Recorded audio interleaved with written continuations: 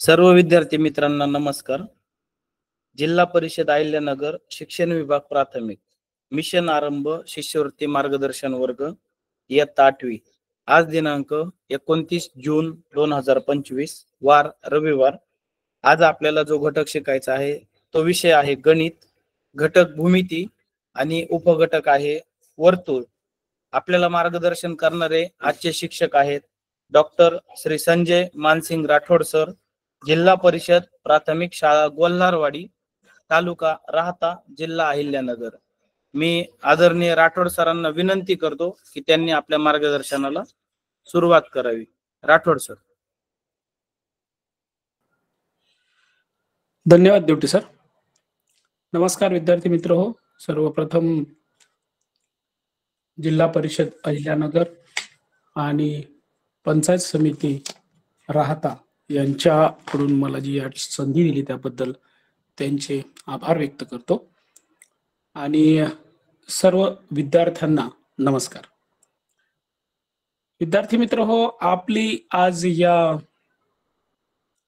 Online परीक्षेसाठी, online अभ्यासासाठी किंवा तासिकेसाठी आपल्या सर्वांची जी निवड झालेली आहे त्यातून निश्चित आहे की आपण सर्व स्कॉलर आहात, आपण सर्व हुशार विद्यार्थी आहात. परंतु तरी देखील ऑनलाईन बराचसा अभ्यासक्रम आपला उरकलेला आहे, चालू आहे. आजचा जो आपला गणित विषयाचा घटक आहे तो आहे घटक क्रमांक 3 भूमिती. त्यातील उपघटक आहे वर्तुळ.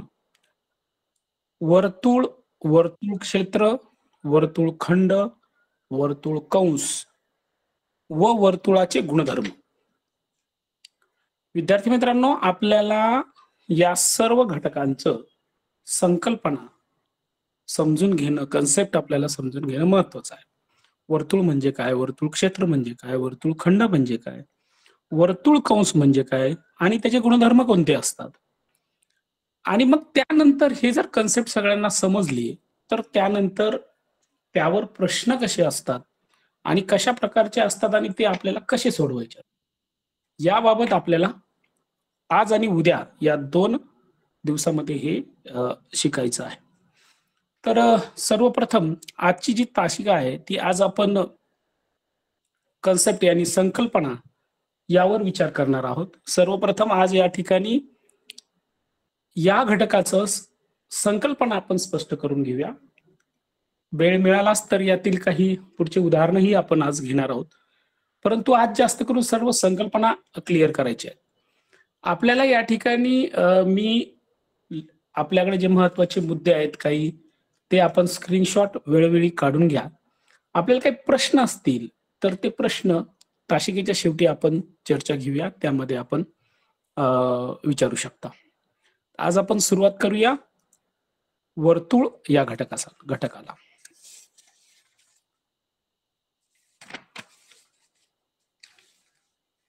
या ठिकाणी वर्तुळ म्हणजे काय. आता तुम्ही इयत्ता 5वी मध्ये वर्तुळ म्हणजे काय शिकलेला आहात, परंतु ढोबळ मानाने सर्वांना माहिती आहे. परंतु त्यातील ज्या छोट्या छोट्या बाबी आहेत ते आपण हायलाइट करणार आहोत. प्रतलातील एक स्थिर बिंदूपासून समान अंतरावर असणाऱ्या बिंदूचा संच म्हणजे वर्तुळ होय. म्हणजे हे जे प्रतल आहे या प्रतलावरती एक बिंदू घेतला, या स्थिर बिंदू भोवती जर आपण अशा पद्धतीने पूर्ण हे जे संच बिंदूंचा संच जो आहे याला जर आपण जोडलं तर ही तयार होणारी आकृती वर्तुळ आहे. बघा याच्यात महत्वाचं काय आहे तर समान अंतरावर असणाऱ्या बिंदूंचा संच. याचे जे समान अंतरावरती जे आहे त्याला आपण या ठिकाणी वर्तुळ म्हणतो. याला वर्तुळ केंद्र म्हणतो आपण. हा पहिला मुद्दा, सगळ्यात वर्तुळाचे आपण परिचय जे करणार आहे त्यातील हा पहिला मुद्दा आहे तो म्हणजे वर्तुळ केंद्र. याला वर्तुळ केंद्र O आहे. त्यानंतर आपल्याला ज्या गोष्टी माहिती आहेत पण त्यातल्या काही महत्वाचे मुद्दे आपण घेणार आहोत. बघा त्रिज्या, आपल्या सर्व विद्यार्थ्यांना इयत्ता 8वीच्या सर्व विद्यार्थ्यांना त्रिज्या म्हणजे काय माहिती आहे, परंतु त्यातील महत्वाच्या बाबी आपण या ठिकाणी शिकणार आहोत. बघा वर्तुळाचा केंद्र म्हणजे हा O, वर्तुळाचा केंद्र हा O आणि वर्तुळावरील कोणताही बिंदू, म्हणजे हा O आणि कोणताही बिंदू, हा घ्या, इकडे घ्या, इकडे घ्या, कोणताही बिंदू घ्या, कोणताही बिंदू घ्या, म्हणजे वर्तुळ केंद्र आणि वर्तुळावरील कोणताही बिंदू यांना जोडणाऱ्या रेषाखंडाला त्रिज्या म्हणायचं. यांना जोडणारे ही जे रेषाखंड आहे त्या रेषाखंडाला काय म्हणायचं? त्रिज्या. याला आपण रेडियस म्हणतो. अनेक त्रिज्या असतात, त्याला रेडी म्हणतो. आणि याला जे चिन्ह वापरलं जातं ते आर वापरलं जातं. पण बऱ्याच ठिकाणी आपल्याला पुढे सूत्रामध्ये याचा वापर करायचा आहे उद्याच्या तासिकेमध्ये, त्यावेळेस आपल्याला माहित असणं गरजेचं आहे. आता या त्रिज्येच्या संबंधी दोन महत्वाच्या गोष्टी आहेत ज्या तुम्हाला लक्षात ठेवायच्या, की ज्या प्रश्नामध्ये बऱ्याच वेळा ह्या गोष्टी आपल्याला महत्वाच्या, हायलाइट यासाठी करा म्हणतो मी. ह्या गोष्टी आपल्याला याच्यावर आपल्याला बहुधा प्रश्न असतात. काय? एकाच वर्तुळाच्या सर्व त्रिज्या समान लांबीच्या असतात. हे कोणत्याही त्रिज्या काढा, इकडे काढा, इकडे काढा, ह्याच्या कोणत्याही ज्या आपण त्रिज्या काढणार आहेत ह्या सगळ्या काय असणार आहेत? समान लांबीच्या असणार आहेत. ही पहिला या ठिकाणी एक महत्वाचा मुद्दा. आणि दुसरा आहे, एकाच वर्तुळाला असंख्य त्रिज्या असतात. या त्रिज्यांची संख्या असंख्य आहे. या दोन गोष्टी यामध्ये महत्वाच्या होत्या. त्रिज्या, वर्तुळ केंद्र आपण पाहिलं, त्रिज्या म्हणजे काय पाहिलं, आणि त्रिज्याला काय म्हणतात, कोणता अक्षर वापरतात? आर. आणि यातील महत्वाचे मुद्दे म्हणजे समान लांबीच्या त्रिज्या असतात सर्व, आणि असंख्य त्रिज्या असतात. हे दोन महत्वाच्या वर्तुळाचा परिचयामधल्या ह्या सुरुवातीच्या बाबी आहेत. त्यानंतर तिसरा जो भाग आहे वर्तुळाचा तो म्हणजे जीवा. वर्तुळावरील कोणतेही दोन बिंदू. आता बदल काय आहे का त्यामध्ये केंद्रबिंदूचा संबंध नाहीये. काय सांगितलंय? कोणतेही दोन बिंदू. म्हणजे तुम्ही इथला एक बिंदू घेऊ शकता, दिसतंय, हा बिंदू घेऊ शकता आणि या बिंदूला आपण जोडू शकता, किंवा इथे घेऊन इथे जोडू शकता. म्हणजे वर्तुळावरील कोणतेही दोन बिंदू, बघा काय म्हणताय, कोणतेही दोन बिंदू जोडणाऱ्या रेषाखंडास जीवा म्हणतात. काय म्हणायचं? जीवा. कोणतेही दोन जीवा असे म्हणतात. आता हे जीवा यामध्ये आपल्याला आकृतीमध्ये दाखवलाय, P Q, A B, M N. आता तुम्ही उभं का नाही तर उभं काढू शकता. अशी ही देखील जीवाच होणार आहे.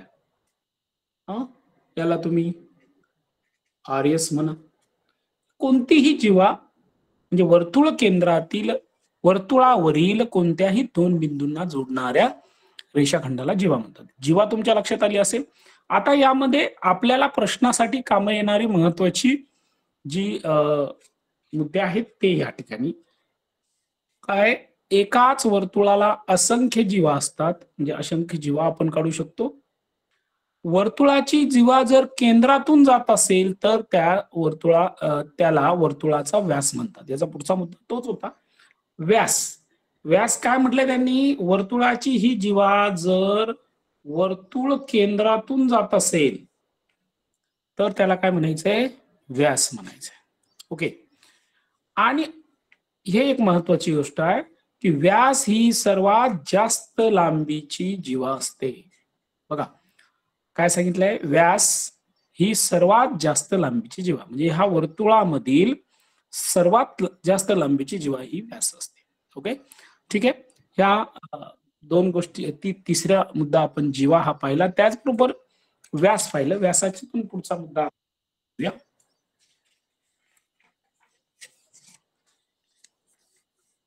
व्यास, डायमीटर, त्याला डी अक्षराने आपण ओळखतो. बघा इथे काय मी दाखवलेला आहे की या वर्तुळाला जो मधोमध आहे की नाही, व्यास सर्वात जास्त लांबीची जीवा, त्याचं व्याख्याही तशीच आहे. वर्तुळाच्या केंद्रातून जाणाऱ्या जीवेस व्यास म्हणतात. बरोबर. या वर्तुळाच्या केंद्रबिंदूतून जाणारी जी जीवा आहे त्याला काय म्हणायचंय? व्यास. ओके, हे तर तुम्ही पाचवीला शिकलेला. हे महत्वाचा मुद्दा खालचा. वर्तुळाला समान लांबीचे असंख्य व्यास असतात. असंख्य व्यास इथून काढू शकता तुम्ही, असा व्यास काढू शकता, असा काढू शकता, असा काढू शकता, कोणत्याही बाजूने कितीही प्रमाणात, म्हणजे असंख्य व्यास असतात. किती? असंख्य व्यास. हे एक लक्षात ठेवा. त्यानंतर दुसरा एक महत्वाचा मुद्दा काय सांगितला की एकाच वर्तुळातील व्यासाची लांबी ही त्या वर्तुळाच्या त्रिज्येच्या लांबीच्या दुप्पट असते. बघा, ही त्रिज्या आहे ओ क्यू, त्रिज्या ओ क्यू, बरोबर.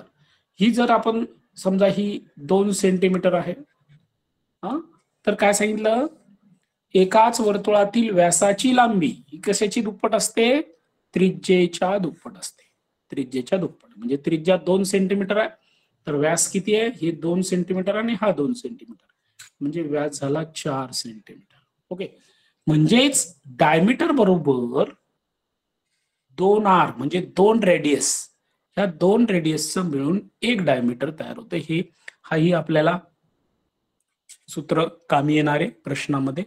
मी जे महत्वाचे सांगितले त्या त्या ठिकाणी तुम्ही स्क्रीनशॉट काढून घ्या किंवा नोंदी शक्य असतील तर नोंदी करून घ्या. ओके, याला जोडून एक आणखी एक महत्वाचा वर्तुळाचाच एक भाग आहे, तो म्हणजे परिघ. सर्कम्फरन्स आपण याला म्हणतो. हे सी अक्षराने दाखवलं जातं. ओके, काय म्हटलंय, परिघ कोणाला म्हणायचं, वर्तुळ केंद्रापासून समान अंतरावर असणाऱ्या सर्व बिंदूंनी परिघ तयार होते. बघा, या ठिकाणी मी सुरुवातीलाही ते आपण बोललो होतो तसंच हे जे बिंदू आहेत, हे बिंदू जेव्हा जोडले तेव्हा ह्या बिंदूंना काय म्हणायचंय, परिघ असं म्हणतात. परिघ सर्कम्फरन्स म्हणतात त्याला, सी अक्षराने दाखवतात. आणि परिघ काढण्यासाठी सूत्र आहे सर्कम्फरन्स म्हणजे परिघ बरोबर पाय गुणिले व्यास किंवा पाय डी. पायची किंमत आहे 22/7 आणि सी बरोबर 22/7 गुणिले डी म्हणजे डायमीटर. हा भाग आपण 6वी-7वी मध्ये पायची किंमत काढताना शिकलेलो आहोत, त्यामुळं आपल्याला हे माहित. ओके, यानंतरचा एक वर्तुळातला महत्वाचा घटक आणि शेवटचा या ठिकाणी मला म्हणता येईल की जो तुम्हाला माहित असणाऱ्यांपैकी वर्तुळाचा अंग, एकरूप वर्तुळे. हा याच्यावरती पण प्रश्न असतो. हा प्रश्न म्हणजे मी तुम्हाला आधीच सुरुवात करतानाच म्हटलं का संकल्पना आपण समजून घेतली तरच आपल्याला उदाहरणं सोडवता येतात. आणि ही उदाहरणं सोडवायची असतील तुम्हाला व्यवस्थित, तर या सर्व संकल्पना आपण बारकाईने समजून घेतल्या पाहिजे आणि त्या लक्षात ठेवल्या पाहिजे, त्याचा सराव केला पाहिजे. गणित हा सरावाचा विषय आहे, हा पाठांतराचा विषय अजिबात नाही. ओके, या ठिकाणी 2 वर्तुळ दिसतात, वर्तुळ R1 आणि वर्तुळ R2. दोघांची 2-2 सेंटीमीटरचे हे वर्तुळ आहेत, म्हणजे दोघेही सारखी वर्तुळ आहेत.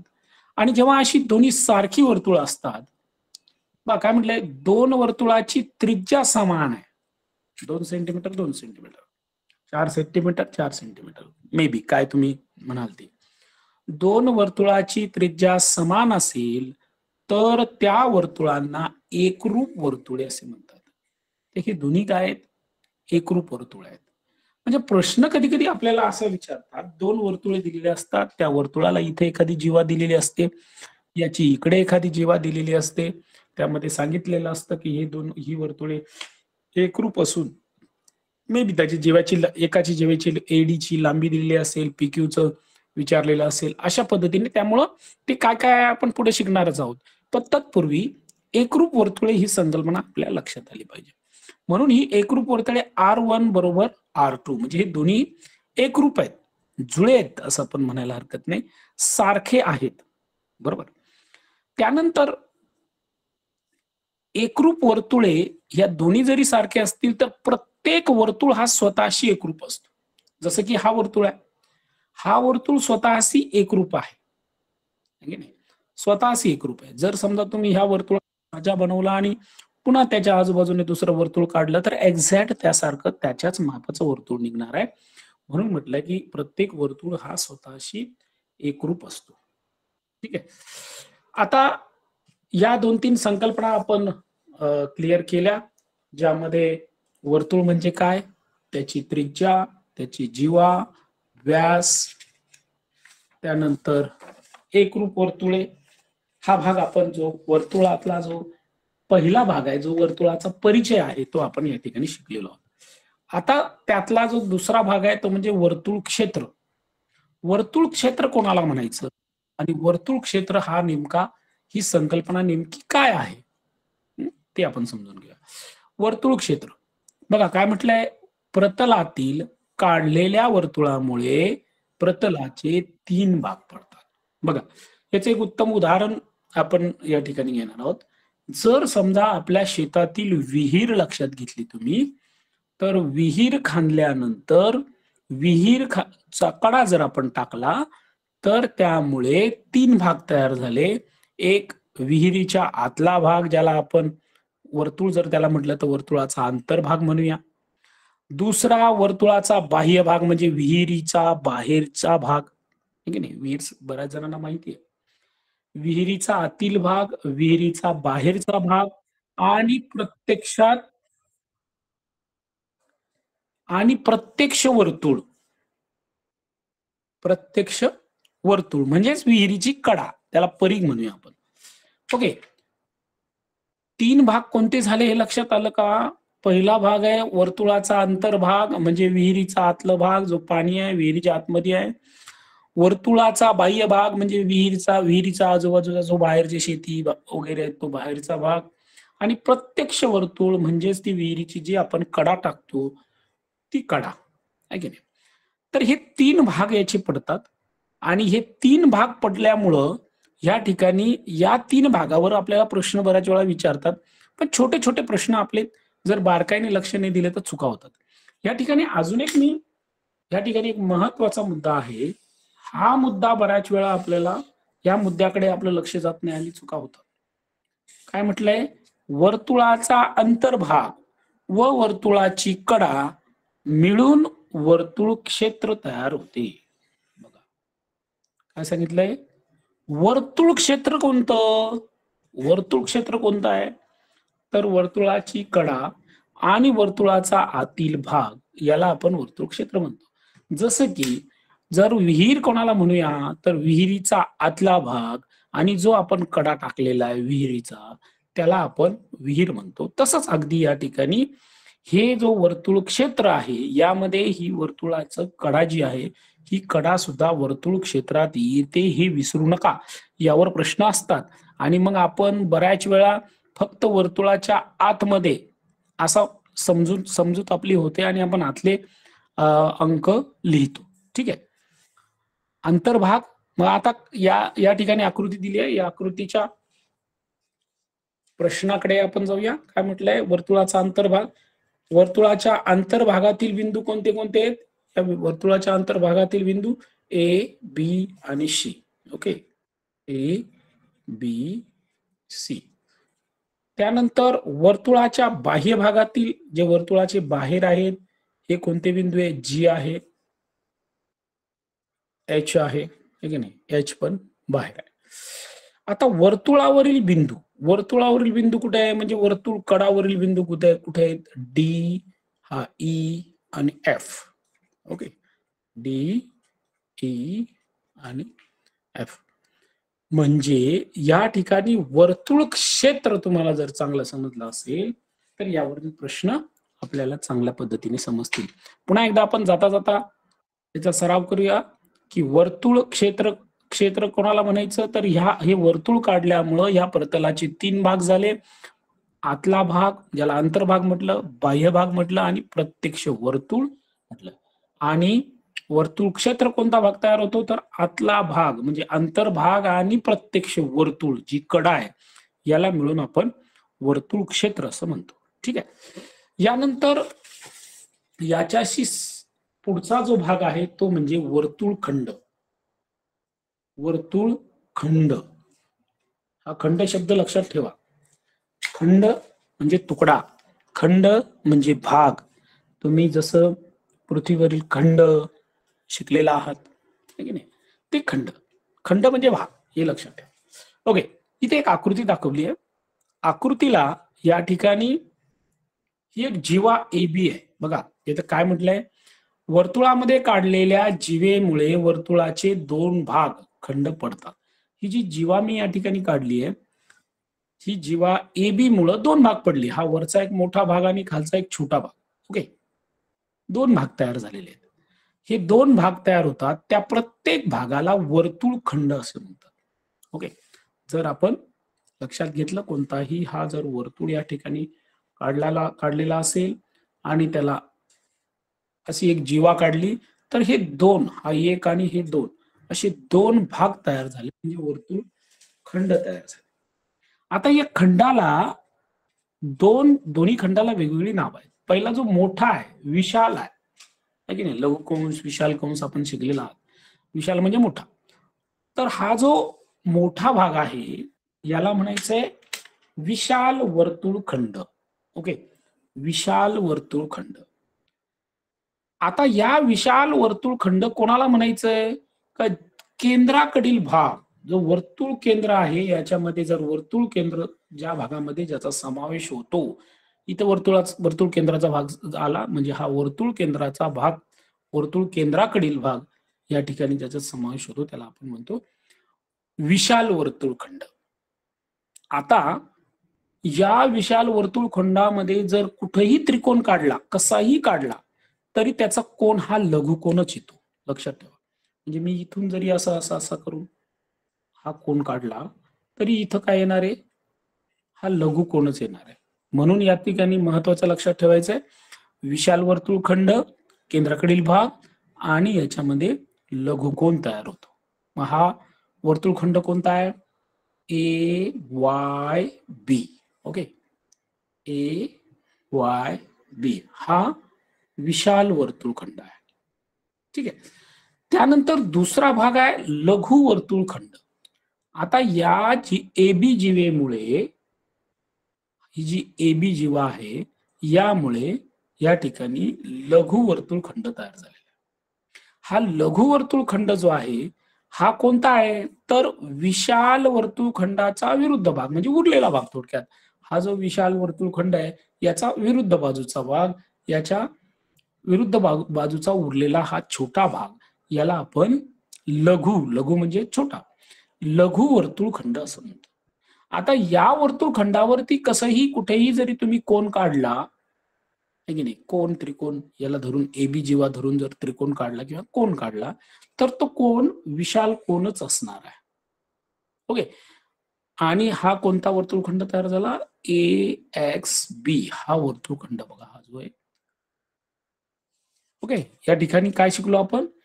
तर वर्तुळाला कोणत्याही एका त्या जीवेमुळे त्याचे दोन भाग पडतात. ही आडवीच पाहिजे असं काही नाही, उभी जीवा असू शकते, इकडचा भाग पडेल. जे दोन भाग पडणार आहेत त्याला आपण वर्तुळखंड म्हणतो. जो मोठा भाग असेल त्याला विशाल वर्तुळखंड म्हणायचं.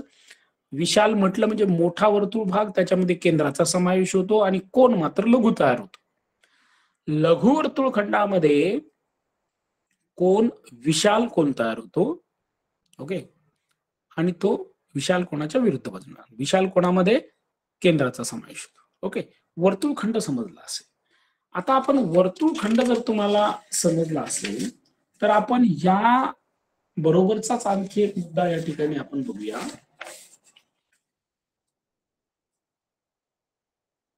काय म्हणताय? एकाच वर्तुळखंडातील कोन एकरूप असतात. आपण जस्ट काय बघितलं की एबी मुळे हे दोन वर्तुळखंड तयार झालेले होते, बरोबर. कोणते दोन? समजा ए एल बी म्हणा, ए एम बी म्हणा, कसंही म्हणा, हा जो वर्तुळखंड आहे हा वर्तुळखंड विशाल वर्तुळखंड आहे, बरोबर. आता हा विशाल वर्तुळखंड असो किंवा हा लघु वर्तुळखंड असो, कोणताही वर्तुळखंडातील, मात्र एकाच वर्तुळखंडातील. आता मी एक विशाल वर्तुळखंडाचं उदाहरण या ठिकाणी घेतलंय. एकाच वर्तुळखंडातील कोन एकरूप असतात. म्हणजे या ठिकाणी मी तीन कोन काढलेले आहेत बघा. ए एल एम बी, बघा, ए एल बी, दुसरा ए एम बी, तिसरा ए एन बी, बरोबर. हे तिन्ही कोन एकरूप असतात. एकरूप म्हणजे सारख्या मापाचे असतात. तुम्ही यांचे जर समजा प्रोडक्टने मोजलं कोन मापकाने, तर ही तिन्ही माप सारखीच येणार आहेत. म्हणून म्हटलंय की अँगल ए एल बी एकरूप, अँगल ए एम बी एकरूप, कोन ए एन डी, म्हणजे तिन्ही कोन एकमेकाशी काय आहेत? एकरूप असतात.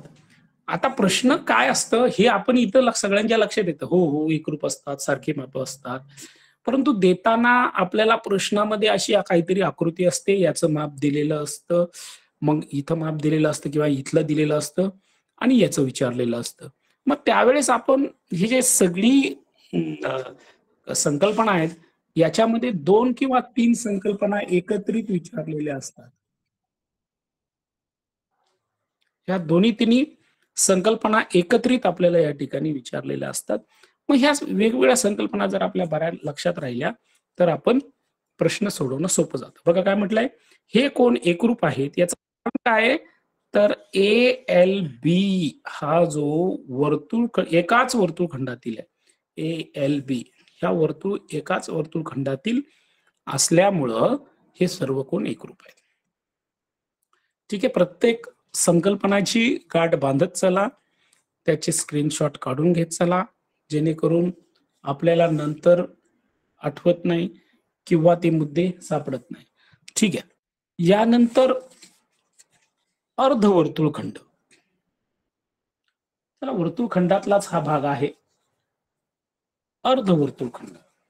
आता या शब्दामध्येच आपल्याला समजण्यासारखं आहे, अवघड नाही याच्यामध्ये, फक्त संकल्पना स्पष्ट करून घेऊया. अर्ध म्हणजे अर्धा भाग, वर्तुळखंड, खंड म्हणजे भाग, अर्धा भाग, वर्तुळाचा अर्धा भाग. कशामुळे वर्तुळाचा अर्धा भाग झाला, ए बी या जीवेमुळे वर्तुळाचे 2 समान अर्धे भाग होतात.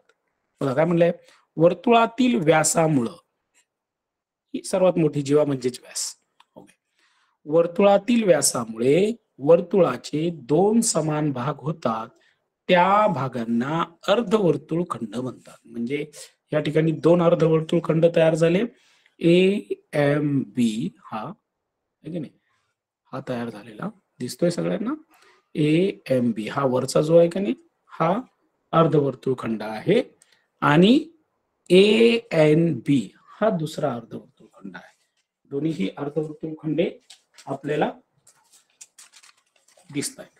ओके, आता काय म्हटलंय, हे 2 अर्धवर्तुळखंड कोणते तयार झाले, आकृतीमध्ये ए बी व्यासामुळे वर्तुळाचे ए एम बी व ए एन बी हे 2 अर्धवर्तुळखंड तयार झाले आहेत. बघा, तुम्हाला दाखवण्यासाठी आणखी थोडं स्पष्ट करूया की हा अर्धवर्तुळखंड आहे ए एम बी आणि हा दुसरा अर्धवर्तुळखंड तयार झालाय ए एन बी. ओके, ठीक आहे. आता काय म्हटलंय पुढे बघा, वर्तुळखंडातील कोन, अर्धवर्तुळखंडातील कोन हा काटकोन असतो. आपण बघितलं की विशाल कोनमध्ये कोन हा, विशाल खंडामध्ये काय असतंय, विशाल वर्तुळखंडामध्ये कोन हा लघुकोन असतो, लघु वर्तुळखंडामध्ये कोन हा विशाल कोन असतो, तर अर्धवर्तुळखंडामध्ये कोणताही कोन जरी काढला तरी तो काय असतो, काटकोन असतो. काटकोन म्हणजेच 90 अंशाचा. बघा याच्यात काय म्हटलंय, ए एम बी हा जो कोन आहे आतला आता हा 90 अंशाचा आहे, बरोबर. त्यानंतर ए एन बी हा सुद्धा 90 अंशाचा आहे. हे दोन्ही कोन 90 अंशाचे. आता मी इकडे दुसरा कोणताही कोन काढला तरी तो हे ए बी जोडायला गेल्यानंतर तो 90 अंशाचाच कोन येणार आहे, काटकोनच येणार आहे, हे लक्षात ठेवा. ओके, म्हणजे आपण लघु वर्तुळखंडामध्ये आणि विशाल वर्तुळखंडामध्ये त्या त्या ठिकाणी येणारे कोन, हे एकाच खंडात येणारे कोन हे सारख्या मापाचे असतात, हे लक्षात ठेवा. विशाल वर्तुळखंड लघुकोन, लघु वर्तुळखंड विशाल कोन आणि अर्धवर्तुळखंड काटकोन म्हणजे 90 अंशाचा कोन. या 2 गोष्टी जर हे बारकाईने आपण लक्षात ठेवायचं आहे. एक एक मुद्दा आपण क्लिअर करत चाललेलो आहे, पुढे जाऊन आपल्याला प्रश्न घ्यायचे आहेत, त्यामुळं हे सर्व प्रश्न आपण लक्षात ठेवा, हे सर्व मुद्दे आपण लक्षात ठेवत चला. आता यानंतरचा जो भाग आहे तो म्हणजे वर्तुळ केंद्र व जीवा यातील अंतर. ओके, आता याच्याशी संबंधित आहे. याच्यावर बराच वेळा प्रश्न येतात. मॅक्सिमम प्रश्न याच्यावरती आतापर्यंत पडलेले आहेत. आहे सोपा भाग, परंतु हे सर्व संकल्पना आपण विसरून जातो, फक्त वर्तुळ लक्षात ठेवतो. वर्तुळ म्हणजे सोपा आहे, जीवा, त्रिज्या, व्यास, परंतु त्याचे जे महत्वाचे मुद्दे आहेत ते आपण जर विसरलो, ते जर लक्षात नाही राहिलं किंवा त्यामध्ये जर गोंधळ झाला, अदलाबदली झाली, तर आपले प्रश्न चुकतात. हा वर्तुळ केंद्र, हा पी वर्तुळ केंद्र व जीवा ही एबी जीवा, बघा यातील अंतराचा संबंध काही महत्वाचे या ठिकाणी गुणधर्म वर्तुळामध्ये असतात, जे आपण वर्तुळाचे गुणधर्मामध्ये आपण शिकत असतो. ते बघा, वर्तुळ केंद्रातून जीवेवर टाकलेला लंब, हे बघा वर्तुळ केंद्रातून ह्या ए बी जीवेवर जर लंब टाकला, काटकोनात लंब टाकला, लंब हा काटकोनातच असतो 90 अंशाच्या, म्हणजे वर्तुळ केंद्र व जीवा यामधील अंतर. हा वर्तुळ केंद्र आणि जीवा यातील जे अंतर आहे हे लंब टाकल्यानंतर आपल्या लक्षात येतं. मग आता यावरून आपल्याला बऱ्याच वेळा जीवाचं माप दिलेलं असतं किंवा अर्ध्या जीवेचं माप दिलेलं असतं, त्यावरून पूर्ण जीवेचं माप विचारलेलं असतं किंवा त्याची त्रिज्या विचारलेली असते. आता या ठिकाणी ही त्रिज्या होणार आहे, ही त्रिज्या काढायला सांगितलेली असते. मग या ठिकाणी पायथागोरसचा जो आपण इयत्ता 7वी मध्ये सिद्धांत शिकलो, तो बऱ्याच वेळा या ठिकाणी वापरावा लागतो. तो तुमचा ही संकल्पना क्लिअर झालेली असेल असं मी गृहीत धरतो, कारण ते 7वीचाच भाग आहे, तोही यामध्ये कामं येतो बहुधा. ओके, या ठिकाणी पुन्हा एकदा आपण एक एक मुद्दा या ठिकाणी क्लिअर करूया. गुणधर्म यावरती ह्या दोन्ही म्हणजे जीवा आणि वर्तुळ केंद्र याच्यातलं जे अंतर आहे यावरती 3 गुणधर्म अवलंबून असतात. पहिला आहे केंद्रातून जीवेवर टाकलेला लंबाचा काय गुणधर्म आहे, रेख PQ. ही जी PQ रेख टाकली ती कशावर, जीवेवर, लंब जीवा PQ, बरोबर. ही PQ जे आहे रेख AB पाहिजे होता, रेख AB लंब जीवा PQ. ओके, दोन्हीकडे घालतात. म्हणजे AB वर जर PQ लंब टाकला तर काय तयार होणार आहे, AQ, म्हणजे हा भाग, हा AQ, A पासून हा Q पर्यंतचा भाग, AQ बरोबर BQ, म्हणजे हे बरोबर हे दोन्हीही सारखे माप तयार होतात. म्हणजे जीवेवर जर आपण हा लंब टाकला तर ही जीवा आहे ती बरोबर 2 भागामध्ये विभागते. म्हणूनच खाली काय म्हटलंय, वर्तुळ केंद्रातून जीवेवर टाकलेला लंब जीवेला दुभागतो. या जीवेचे बरोबर 2 भाग करतो. दुभाग म्हणजे 2 भाग, दुभागतो, 2 भागात विभागणी करतो त्याची. हा महत्वाचा गुणधर्म आहे की कुठेही कोणत्याही जीवेवर जर केंद्रातून लंब टाकला तर तो त्या जीवेला दुभागतो. मी पुन्हा एकदा सांगतो की यावरती त्रिज्या काढा, व्यास काढा असे प्रश्न असतात. त्यावेळेस आपण हा मुद्दा लक्षात ठेवायचा आहे की हे लंब टाकल्यामुळं ही दुभागली गेली. म्हणजे कधी कधी याचं एकच माप दिलेलं असतं किंवा या पूर्ण जीवेचं माप दिलेलं असतं, त्याचा अर्ध करून आपण सोडवायला कामी येत असते. हे पहिलं गुणधर्म आहे. त्यानंतर याच्यातलाच दुसरा गुणधर्म आपण बघूया.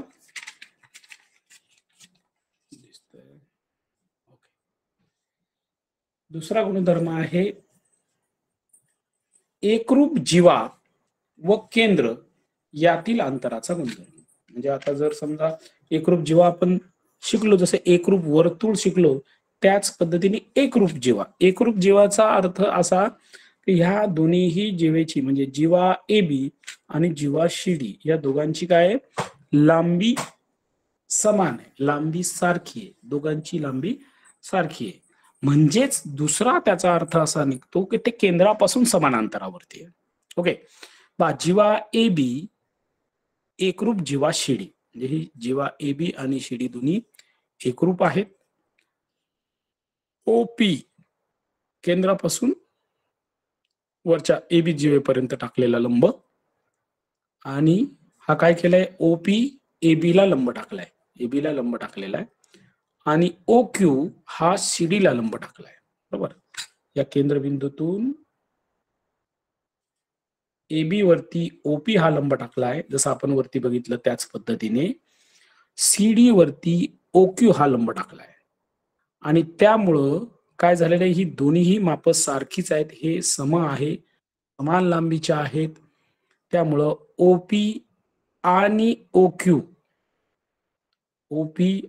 OQ याची लांबी काय सारखी आहे, बरोबर. या दोघांचीही लांबी काय असते, सारखी असते. हे या गुणधर्मामध्ये आपल्याला पाहायला मिळते. ओके, काय गुणधर्म आहे हा बघा.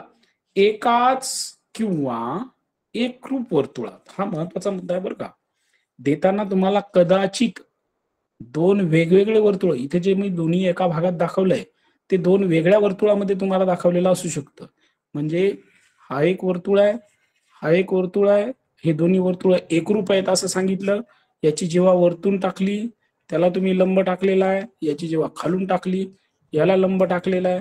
ज्या अर्थी A आणि B, C आणि D ह्या दोन्ही एकरूप वर्तुळ आहेत आणि त्याच्या एकरूप जीवा आहेत, म्हणजेच ती या ठिकाणी अशा पद्धतीने आकृती आहे, हे लक्षात घ्या.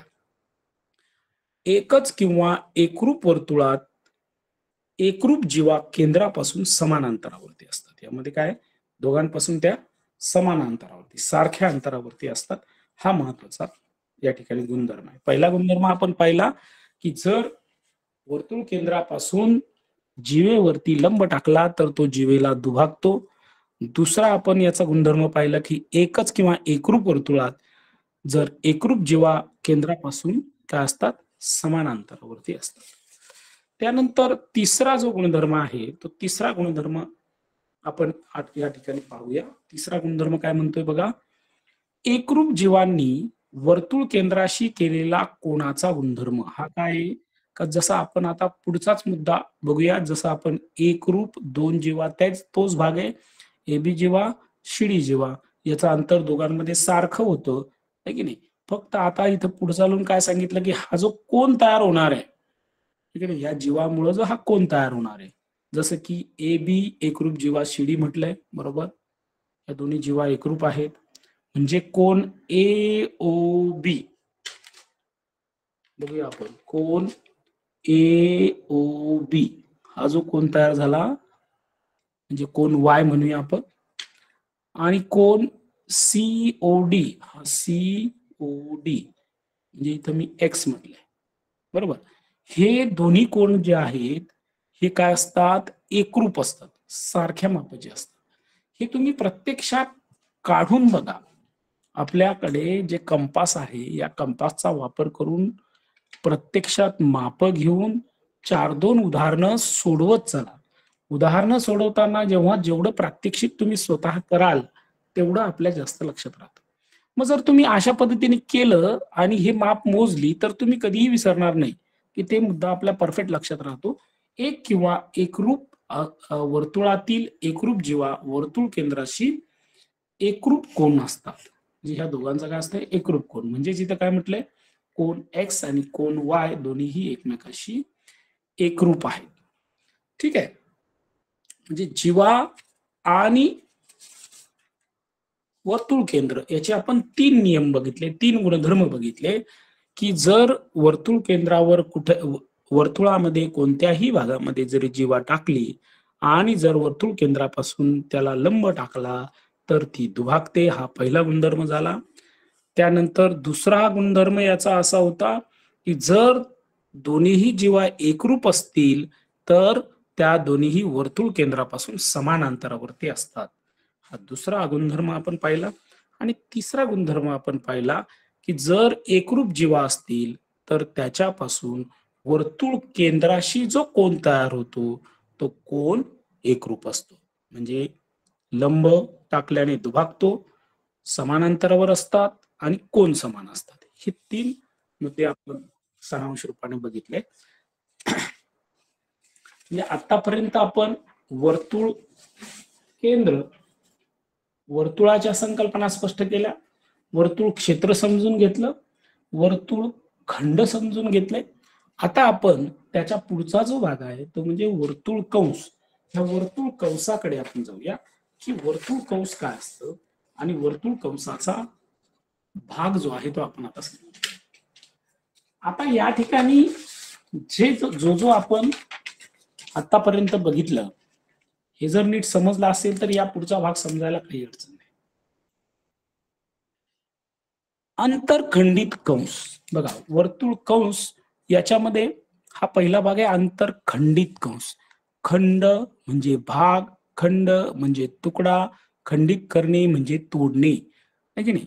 ओके, हे 2-3 शब्द मी मुद्दा म्हणून का सांगितलं की जेणेकरून तुमच्या लक्षात येईल शब्दाचा. आणि अंतर अंतर अंतर म्हणजे आतील, हा भाग या ठिकाणी लक्षात घ्या. अंतरखंडित कंस आतल्या बाजूने तयार होणारा कंस, हा साध्या साध्या सोप्या भाषेमध्ये आपण हा लक्षात ठेवा.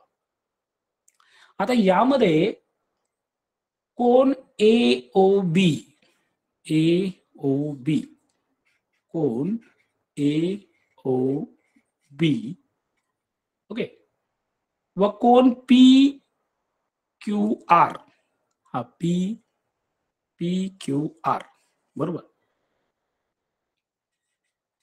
कोण पी क्यू आर यांनी कोणते कंस तयार झालेले आहेत, तर ए ओ बी मुळे ए एक्स बी हा कंस तयार झालेला आहे, याला कंस म्हणायचं. ठीक आहे, ए एक्स बी, ए एक्स बी. आणि इथं कोणता तयार झालाय, तर पी वाय आर, याच्याकडून कोणता पी वाय आर. ओके, हे जे कंस आहेत हे याचे अंतरखंडित कंस आहेत. मी पुन्हा एकदा सांगितलं होतं सुरुवातीलाच की अंतरखंडित शब्द तोडा, शब्दाला नीट समजून घ्या. शब्दच आपल्याला उत्तर सांगत असतं, परंतु आपण ती संकल्पना न समजून घेतल्यामुळं गोंधळ होतो. अंतरखंडित म्हणजे आतल्या बाजूचा, हा जो आतल्या बाजूने कंस आहे हा कंस अंतरखंडित कंस आहे. ओके, ए ओ बी चा अंतरखंडित कंस कोणता आहे, ए एक्स बी, अंतरखंडित, आतल्या बाजूने खंडित झाला, आतल्या बाजूने तुकडा पडला, हा याचा अंतरखंडित कंस आहे. ओके, आणि पी क्यू आर चा अंतरखंडित कंस कोणता आहे, तर पी वाय आर. ठीक आहे, हे अशीच आकृती आली पाहिजे असं काही नाही. तुम्ही तुमच्या पद्धतीने वर्तुळ काढून त्याचे तुम्ही वेगळे हे तयार करू शकता. हे 2 महत्वाचे याच्यामध्ये भाग आहेत. त्यानंतर जो आहे वर्तुळ कंसाचा, त्याचेही आता पुढे प्रकार पडतात. हे अंतरखंडित कंस तुमच्या लक्षात आला असेल तर आपण पुढे लघु कंस आणि विशाल कंसाकडे जाऊया. छोट्या संकल्पना आहेत आपल्याकडे, वेळ कमी आहे, वेळेत मॅक्सिमम आपण समजून घेणार आहे. मग या ठिकाणी एक वर्तुळ आहे, या वर्तुळामध्ये एक जीवा टाकली, जीवा पी क्यू, त्यामुळे हा जो मोठा भाग, तुकडा, खंड तयार झाला, याला आपण काय म्हटलं होतं, विशाल वर्तुळ खंड. आणि हा जो छोटा भाग आहे याला लघु वर्तुळ खंड म्हटलं होतं. लक्षात घ्या. आता आपल्याला लघु कंस आणि विशाल कंस शिकायचा आहे. तर याच भागामध्ये हा जो विशाल वर्तुळ खंड होता, याला जो हा वरचा भाग आलेला आहे की नाही, याची जी परिघ आहे, याच परिघाला आपण काय म्हणायचंय, विशाल कंस. ओके, हा विशाल कंस आहे. हा कसा असणार, विशाल कंस पी एक्स क्यू. ओके, मग हा राहिलेला जो आहे पी वाय क्यू, हा काय झाला त्याचा लघु कंस. ओके, हा पी वाय क्यू, हा त्याचा पी वाय क्यू, हा लघु कंस. प्रश्नामध्ये हे शब्द असतात, हे लघु कंस आणि लघु वर्तुळ खंड, याच्यात गोंधळ करू नका. हा भाग या ठिकाणी 2 तुम्हाला लक्षात आला असतील, हा लघु कंस आणि हा विशाल कंस.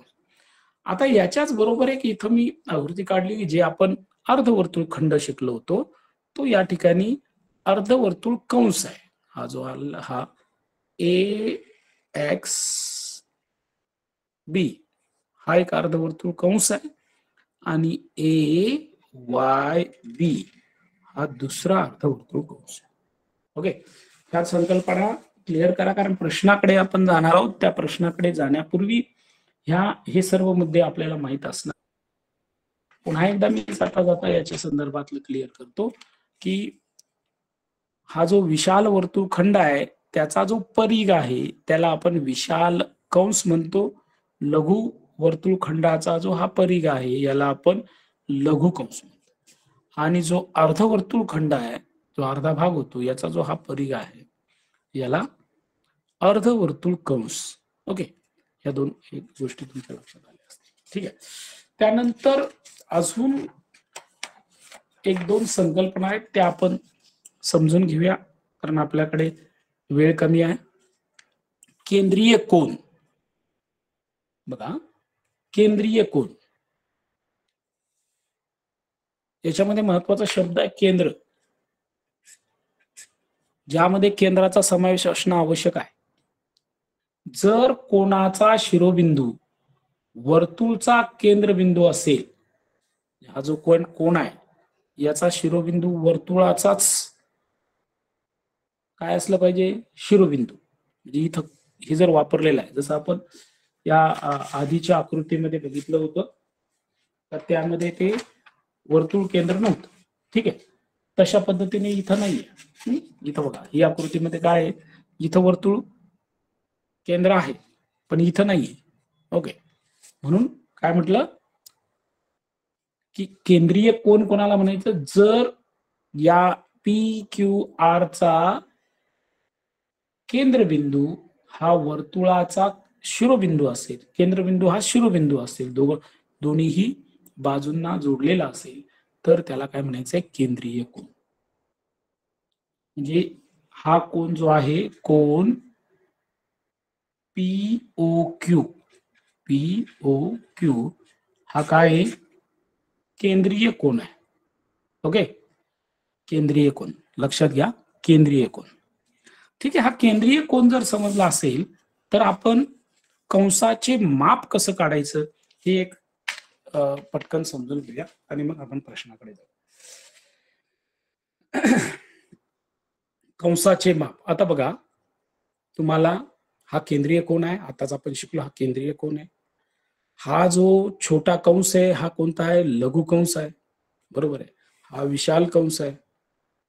ओके, एक एक भाग आपण याच्यातला क्लिअर करूया.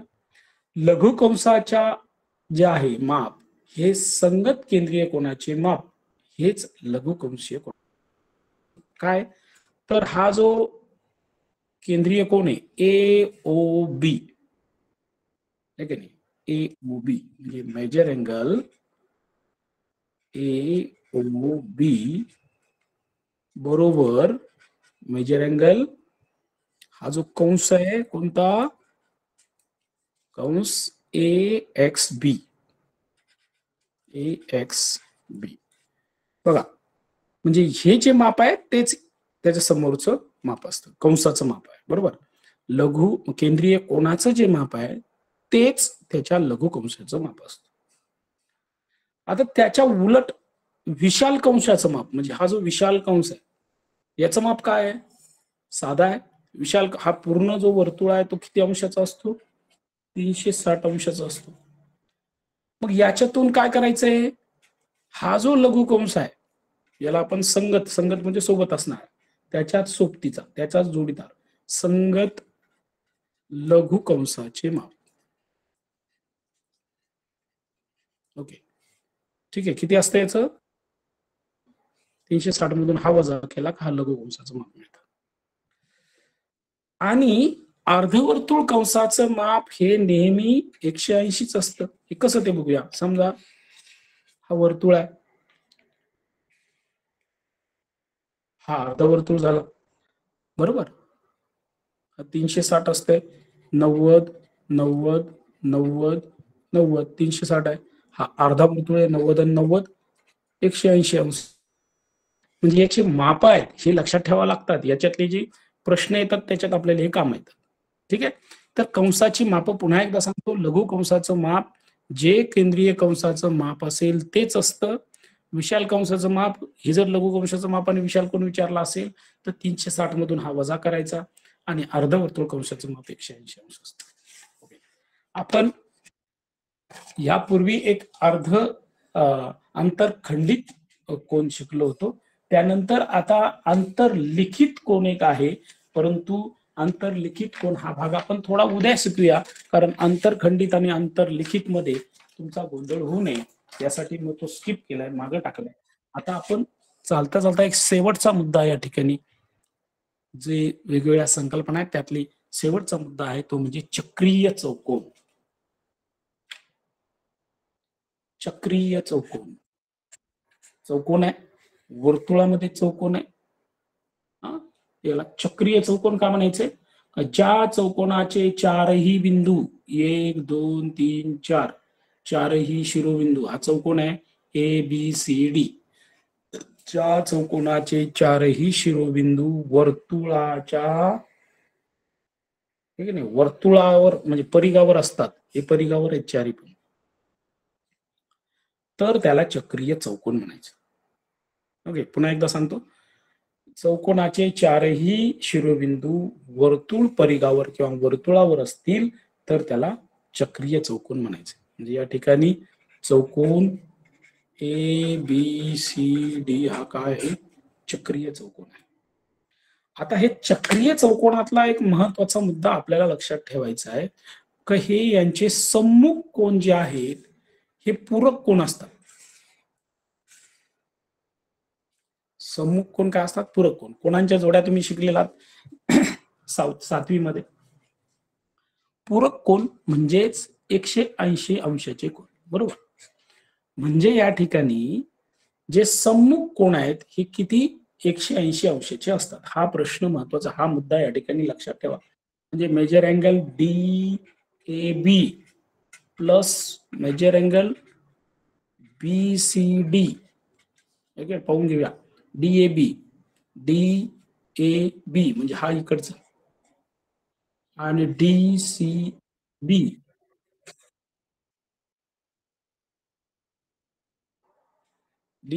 म्हणजे हा, हे दोन्हीही यांची जर बेरीज केली तर किती येते? 180 अंश असते. म्हणजे आपल्याला कधीतरी एक कोन दिलेला असतो आणि त्यावरून दुसरा काढायचा असतो. मग इकडं हा हे सुद्धा दोन्ही 180 अंशाचे, म्हणजे मेजर अँगल ADC अधिक मेजर अँगल ABC हे दोन्ही पण काय झाले? 180 अंशाचे. ठीक आहे. चक्रीय चौकोन, चक्रीय चौकोनाचे कोणाला म्हणायचं? का ज्याचे चारही शिरोबिंदू वर्तुळावरती येतात आणि त्यांचे सम्मुख कोन ही पूरक कोन असतात, म्हणजे 180 अंशाचे कोन असतात. एवढी गोष्ट या ठिकाणी आपल्याला लक्षात ठेवायची. संकल्पना आपण आता थांबूया. आता आपण प्रत्यक्षात प्रश्नाकडे जाऊया. बघूया किती जणांना झालेले समजले का. दुटे सर थोडस विद्यार्थ्यांना जर फ्री केलं म्हणजे त्यांना नोंदवायला संधी दिली तर बरं होईल. विद्यार्थ्यांच्या प्रतिक्रिया त्यावरती आपल्याला येते. ठीक आहे, प्रश्न आहे, नमुना प्रश्न आपण थोडेसे घेऊया. आपल्याकडे शेवटचे 10 मिनिटं आहेत. त्या 10 मिनिटांमध्ये होता होईल तेवढे आपण घेण्याचा प्रयत्न करूया. राहिलेला भाग उद्या जो थोडाफार त्याच्या संकल्पना राहिल्या आहेत त्या आपण उद्याकडे घेऊ आणि मग उद्या सर्व प्रकारच्या प्रश्नांवरती चर्चा करूया. ठीक आहे. या ठिकाणी वर्तुळाची त्रिज्या 7 सेंटीमीटर असेल तर वर्तुळाच्या सर्वात मोठ्या जीवेची लांबी किती? बघा, आपण जो भाग शिकलो त्यावरच आधारित प्रश्न येणार, याच्या व्यतिरिक्त प्रश्न येत नाही. बरेच मुलं म्हणतात 8वीचे प्रश्न खूप सारे बाहेरचे येतात, बाहेरचे अजिबात येत नाही, परंतु आपण आपल्या संकल्पनांचा विसर पडलेला असतो त्यामुळं ते समजत नाही. ओके, वर्तुळाची त्रिज्या 7 सेंटीमीटर असेल तर वर्तुळाच्या सर्वात मोठ्या जीवेची लांबी किती? आता सर्वात मोठी जीवा म्हणजेच काय? व्यास. आणि सर्वात मोठी जीवा जर व्यास आहे तर व्यास म्हणजे D आणि D बरोबर 2R म्हणजे 2 त्रिज्या, बरोबर. मग R किती दिलाय? 7, 2 गुणिले 7 म्हणजेच D बरोबर 7 दुने 14 सेंटीमीटर. हे आपल्याला 14 सेंटीमीटर उत्तर सोपं आहे. याच्यात फारसं काही अवघड नाही, परंतु प्रश्नाला सुरुवात करतानाच खूप अवघड जर प्रश्न घेतली तर आणखी गोंधळात नको पडायला, म्हणून आपण सोप्याकडून अवघडाकडे जाणार आहे. चला पुढच्या प्रश्नाकडे जाऊया. ही संकल्पना आपली स्पष्ट झालेली आहे आणि जर ती तुमच्या लक्षात असेल तर हा प्रश्न सहज सोडवता येईल. दिवटे सर यांना हे विद्यार्थी प्रतिसाद देऊ शकतायत का?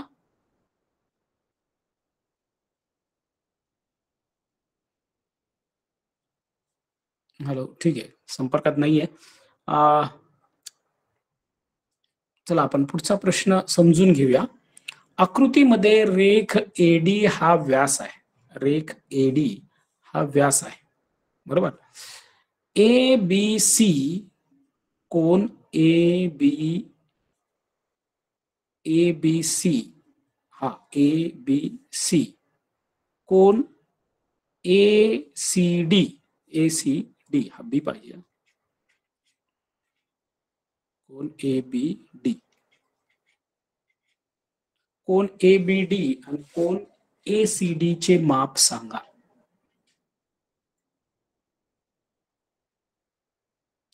ए बी डी म्हणजे हा माप आणि हे माप सांगा. प्रतिक्रिया देता येतील, उत्तर नाही देता येत. ओके, ठीक आहे, काय हरकत नाही. तुम्ही नाही आहात संपर्कात, तुम्हाला नोंदवायला नाहीये, ठीक आहे, काय हरकत नाही. इथं 180 म्हटलंय, 45 म्हटलंय आणि 90 अंश आणि 360 अंश. तर या ठिकाणी काय करावं लागणार, काय आहे की आपण जे शिकलो होतो की अर्धवर्तुळखंडातील मी आधीच काय सांगितलंय, विशाल वर्तुळखंडामध्ये लघुकोन असतो, लघुकोन असतं, लघु वर्तुळखंडामध्ये विशाल कोन असतो आणि अर्धवर्तुळखंडामध्ये 90 अंशाचा म्हणजे काटकोन असतो.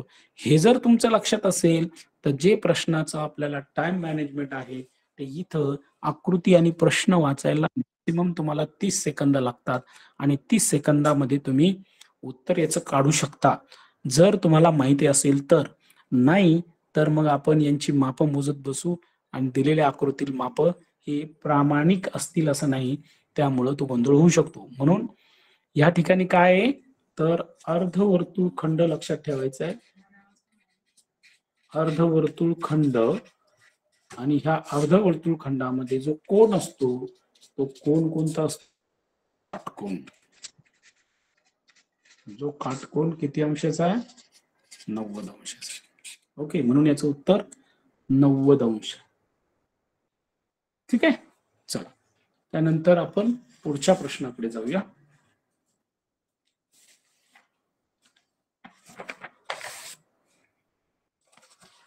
पाच मिनिटं आपल्याकडे बाकी आहेत. 5 मिनिटांमध्ये अजून 2-3 प्रश्न तरी झाले पाहिजे. विशाल वर्तुळखंडाचे माप लघु वर्तुळखंडाच्या मापाच्या दुपटीपेक्षा 3 ने जास्त आहे, तर लघु वर्तुळखंडाचे माप किती? बघा, आपण त्या संकल्पना सगळ्या लक्षात असल्या पाहिजे. त्यासाठी मी सांगितलं होतं, नीट लक्ष द्या. हा वर्तुळ आहे, हा, याला लघु वर्तुळखंडाचं माप जे आहे, लघु वर्तुळखंड आणि विशाल वर्तुळखंड. हा विशाल वर्तुळखंड आहे, हा लघु वर्तुळखंड आहे. आणि काय सांगितलंय का विशाल वर्तुळखंडाचं माप हे लघु वर्तुळखंडाच्या मापाच्या दुपटीपेक्षा 30 ने जास्त आहे. म्हणजे हे जे माप आहे, समजा याला ए बी एक्स आणि हा वाय, म्हणजे ए एक्स बी च्या दुपटीपेक्षा 30 ने तो जास्त आहे. म्हणजे या ठिकाणी आपल्याला काय करावं लागेल, समीकरण सोडून घ्यावं लागेल, बरोबर. याला आपण एक्स मानू, हा वर्तुळखंड एक्स मानला तर याची दुप्पट आहे म्हणजे 2x आणि त्याच्यापेक्षा काय 30 ने जास्त आहे, जास्त म्हणजे प्लस आहे.